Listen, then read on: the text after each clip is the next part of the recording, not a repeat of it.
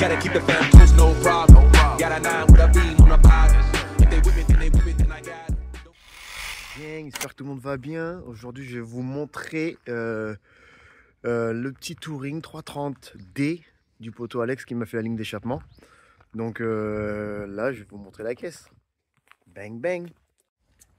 Donc moi c'est Alexandre, je suis soudeur de métier, chaudronnier. La tenue en témoigne. Hein. Ouais, bah écoute, hein. Nos charbons, on n'est pas au charbon. C'est ça. Donc bah voilà, je vous présente ma E46 Touring sur Air Ride.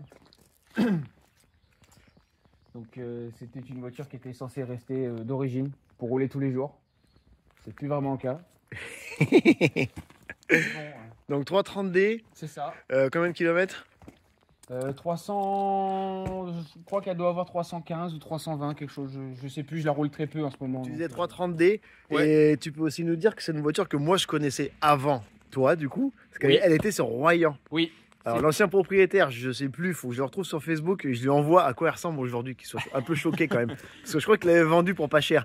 Oui. Et lui il l'a réparé. Donc, cette voiture a été rachetée en panne. Voilà, donc qui aujourd'hui se porte très très bien. Ah oui, oui, oui. Tourne comme une horloge. Elle a fait 2 fois des départs en vacances. Elle a fait 2 fois Portugal. 1500 km. Voilà, c'est ça, Portugal. On est quand même à côté on est vers Niort-La Rochelle, donc voilà, ça fait quand même de la route. Ça fait 1200 km aller et 1200 km retour. Bah, c'est ça. Hein. Voilà. On est sur l'arrière de la caisse, donc on peut voir qu'il y a l'aileron. Ok. D'ailleurs, c'est quoi cet aileron? Alors c'est un aileron que j'ai trouvé sur eBay. Je voulais pas un aileron comme tout le monde met là, les petites baguettes un peu Maxton. Je trouvais que ça faisait un peu trop, un peu trop tuning, un peu trop. Donc j'ai trouvé ce petit aileron que j'ai peint couleur carrosserie pour vraiment noyer tout le reste dans la caisse en fait. Ok, et après à l'arrière donc il y a le paquet qui est déjà. Voilà, c'est ça. Alors le diffuseur, c'est un diffuseur sur mesure. Il a été, en fait, c'est un diffuseur d'origine où j'ai bouché le trou d'origine à cet endroit-là.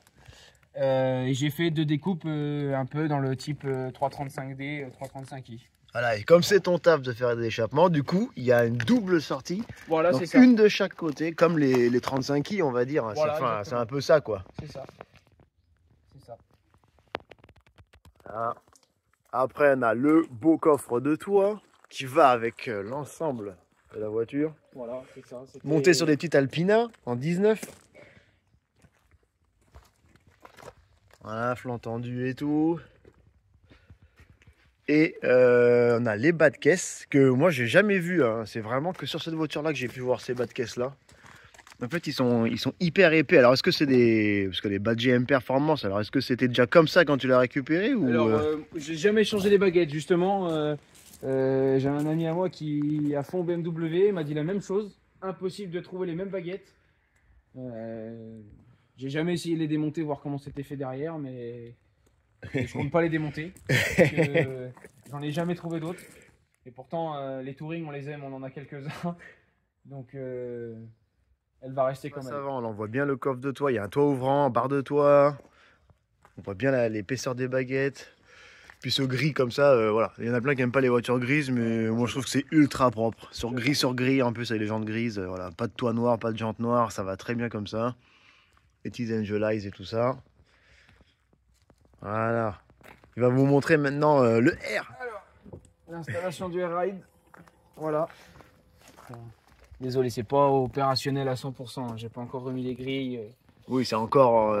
Voilà. Là, tu es dans les finitions, déjà tout fonctionne. Voilà, c'est ça. Tout est raccordé, tout est. Donc, vas-y, explique un peu. Donc, en fait, c'est un ami à moi qui sont d'origine du Portugal. Qui a un cousin qui fabrique les kits en fait lui-même sur mesure, donc prise de cote pour les amortisseurs. Il part d'une base d'amortisseur d'origine, en fait, qu'il découpe et il refait un boudin par-dessus. Donc, alors après, l'installation comme elle est, on aurait pu faire plus simple, mais c'est moi qui l'ai voulu, de faire quelque chose aussi entre guillemets. Ouais, parce que là, du coup, les tuyaux ils descendent. Là, tu as dû percer le plancher. Voilà, c'est ça. La caisse d'origine, j'ai fait des entailles jusqu'à l'arrière pour que je puisse faire quelque chose de mobile. Et en fait, là, tout est en rigide, mais en réalité, à partir du dessous, là, j'ai des raccords qui passent du rigide au tuyau souple. Voilà. Donc, du coup, il n'y a plus de bac de roue de secours, c'est là. Si, tout est si encore fonctionnel. Ah ouais. J'ai fait de façon à ce que si un jour j'ai vraiment un problème, je peux enlever la partie qui est ici. Et il y a quand même la roue de secours dessous avec le cric d'origine et tout. En fait. Là, je vois, tu as aussi changé les enceintes. C'est pas d'origine, ça, mon chef. Alors, les enceintes, en fait, quand j'ai récupéré cette voiture, elle a le pack Harman Kardon d'origine. Et en fait, je pense que les deux enceintes de derrière ont dû griller. Ah oui, il a changé le mec. Et quand j'ai fait les têtes d'amortisseur par rapport au Air Ride, en fait, je me suis aperçu qu'il n'y avait pas d'enceinte, mais qu'il y avait encore les câbles. Ah, d'accord. Et donc, du coup, ce qui explique que, sachant que je viens de finir le montage, les enceintes, les caches n'ont pas été encore remis, mais. Parce que du coup, pour ceux qui ne savent pas, pour démonter les amortisseurs, il faut sortir ici, là, et l'amortisseur, enfin la tête d'amortisseur est derrière ça, là. Donc, c'est un peu de la merde. C'est un calvaire. Hein. Donc, voilà. Alors, du coup, il marche comment ce truc? Alors, j'ai une application sur mon téléphone qui me permet de la monter et de la descendre comme je veux. J'ai 5 positions que je peux régler. Donc, position pour rouler, position la plus basse, position la plus haute. Donc là, par exemple, à cette hauteur-là. Voilà. Là, on est au max, par exemple. Non, je peux encore la lever. Ah ouais? Je peux encore la lever. Alors, si on la lève, ça donne quelque chose comme ça, en fait. Ah ouais, tu le fais vraiment avec le téléphone. Voilà, c'est ça. Ah ouais, là, t'es au flat. Là, oui, d'accord. Là, elle est montée au maximum. À l'avant, voilà, là, elle est montée au max à l'avant. Voilà. Je vais reculer. C'est la position que j'utilise, entre guillemets. Quand t'es chargé ou un truc comme ça. Non, Quoique à l'arrière, ça sert à rien, l'arrière, c'est abusé, là. Là, c'est pour faire de la mécanique, là, cette position. Mais c'est la position que j'utilise en règle générale quand je passe à des endroits qui sont un peu sinueux. J'essaye de pas trop la rouler en position la plus haute parce que c'est pas forcément le plus confortable. Donc là, on est en 255, non 245. 245, 30, 19, voilà. Pour ceux qui poseraient la question. Donc, il n'y a pas de cale, hein, je vois. Non, il n'y a pas de cale. Pas de cale. Voilà. Donc, vas-y, tu vas la baisser maintenant, on va voir ce que ça donne. Donc la position 2, c'est la position qui est la plus basse où elle est vraiment posée par terre et elle ne bouge plus.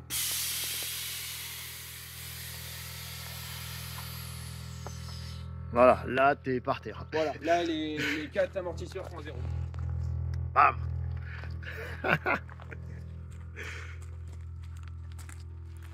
Là c'est la position Rasso, posé, Race Nation, tu vois, tous les trucs comme ça là.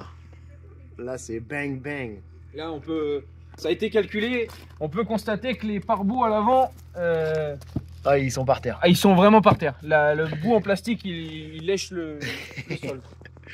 Alors pour ceux qui ne comprennent pas bien l'intérêt de ça, parce qu'il y en a qui ne sont pas dans ce délire là, bon c'est un peu quand tu fais une caisse comme ça, c'est au-dessus des combinés filetés. Les combinés filetés, bon voilà, c'est un bon délire. Mais le Air Ride, c'est vraiment genre l'accomplissement de ta caisse, quoi. C'est vraiment la touche finale pour la poser au max et tout ça quand elle est garée, parce que c'est très photogénique, c'est pour les vidéos et tout, c'est vraiment le top. Après voilà, on n'aime pas le Air Ride, mais voilà, en tout cas c'est un sacré coup. Après, est-ce que tu sais combien ça t'a coûté, combien de temps t'as mis à installer ça du coup? Alors, il faut compter. Au début, j'avais regardé Airlift, c'est hors de prix. Pour avoir quelque chose entre guillemets qui a été fabriqué sur mesure et qui est de même qualité. Ok. J'ai payé. Alors, un Airlift, c'est entre 3000 et 3500 euros. Ah ouais, ça calme. Ouais, c'est vraiment. Et là, ça m'a coûté exactement tout rond 2050 euros. Voilà, 2050 balles et tu arrives à un look que tu voulais depuis un moment, quoi. C'est ça, exactement. Voilà. Et un confort qui est quand même différent de celui des combinés. Voilà, c'est pas aussi tape-cul que des combinés filetés. Non, franchement, je pense que ça dépend comment les mesures sont prises. Tout dépend de ce qu'on veut, le résultat final. Mais en soi, la caisse en elle-même est quand même bien plus roulable que ce qu'elle était en combiné. Ah oui. Et du coup, là, tu peux charger, tu peux partir en vacances. Tu penses pas que ça va rien changer au comportement de la voiture, quoi? Non, il n'y a pas de... Et t'as fait tirer les ailes et tout ça ou Alors, les ailes à l'arrière ont été légèrement roulées via les anciennes jantes que j'avais dessus qui étaient vachement plus larges. Qui étaient beaucoup plus larges, ouais. Voilà. Mais sinon, niveau carrosserie... De toute façon, tu m'enverras des photos de la caisse quand elle était au tout début. Comme ça, je mettrai des petits avant-après, tu vois. Ouais, pas de problème. Pas de souci. Mais en soi, il n'y a pas de si gros changement que ça, mis à part les jantes, le Air Ride. le diffuseur arrière et puis, l'aileron, voilà, c'est ça. Le coffre de toit aussi quand même, parce que bon. Ouais. Alors ça c'était obligatoire pour moi si sur un touring, le coffre de toit, c'est un peu la touche, voilà. Surtout la couleur carrosserie. Voilà, ouais. Faut qu'il soit à couleur carrosserie, faut pas qu'il soit à couleur non-roto, quoi. Voilà, c'est ça. Exactement. Ah ouais. Bon, il va vous démarrer le mazout, hein. Ça c'est un 330D.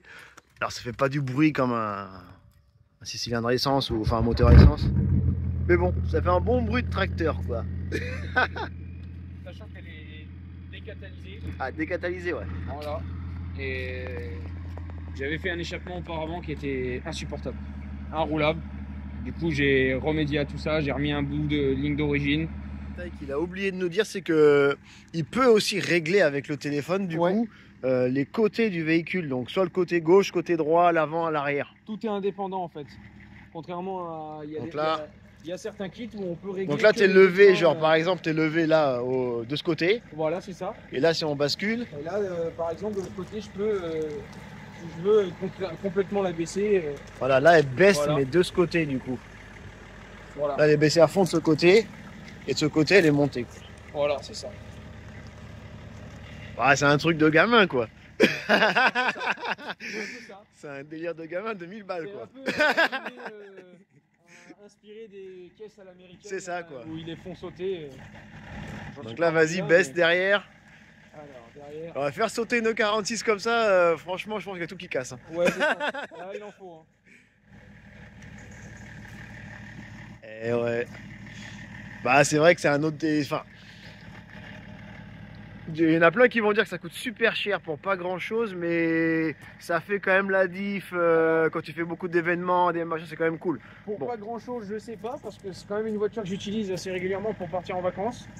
Donc même ça, les dodanes et tout ça, quand voilà, même, faut pas oublier. Hein. Moi, quand je suis coincé comme un con, là au moins tu t'en sors, quoi. Ça te permet de, quand tu commences à charger un petit peu, tu remontes un peu la caisse à l'arrière, hop, ça frotte nulle part, tu peux.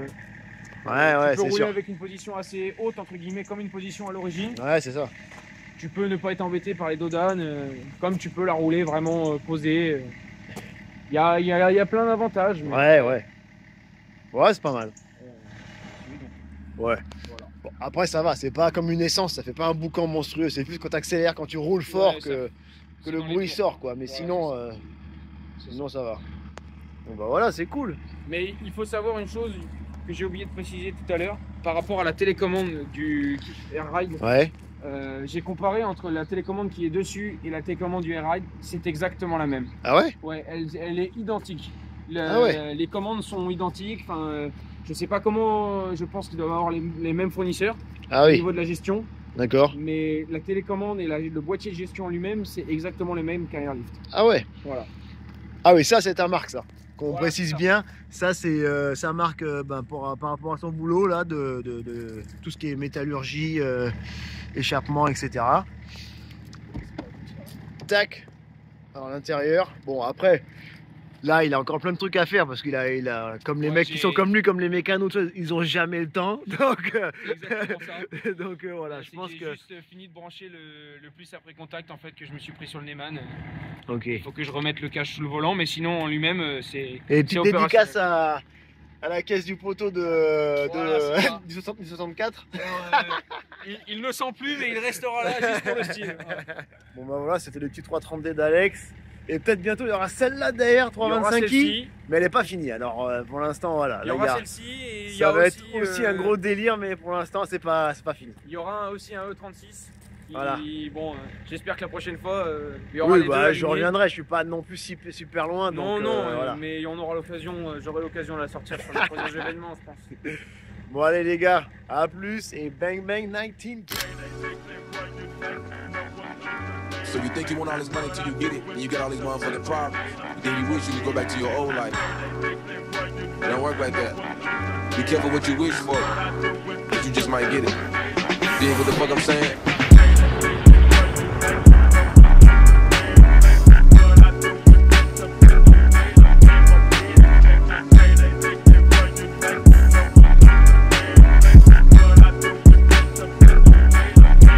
Gotta keep the fam close, no problem. Got a 9 with a beam on the bottom. If they whip it, then they whip it, then I got it. Don't give a fuck how nobody feel about it.